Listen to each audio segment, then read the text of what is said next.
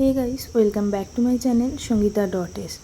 তো এটা হচ্ছে আমাদের চড়ক গাছ, আর এই চড়ক গাছের গোড়াতেই গলার উত্তরীগুলো খুলে রাখতে হয়। আর এখানে ধূপ মোমবাতি সমস্ত কিছু ঠাকুরকে দেখিয়ে প্রণাম করে ওখানে ধূপ মোমবাতিগুলো জ্বালাতে হয়।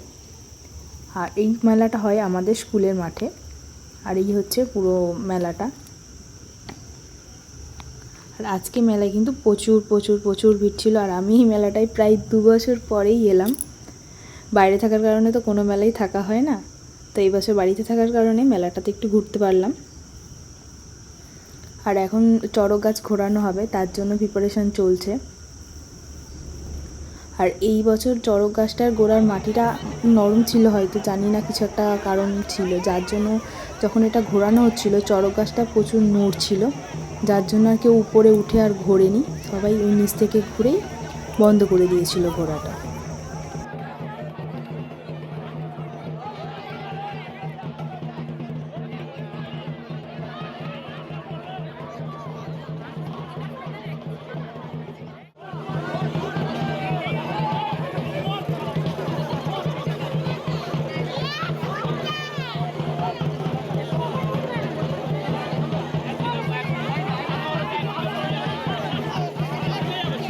চড়ক গাছটা তো এখানে ঘোরানো পুরো কমপ্লিট হয়ে গেল। এবার চলে এলাম মেলাটা একটু ঘুরে দেখতে, বাট পুরো মেলাটা আর ঘোরা হলো না।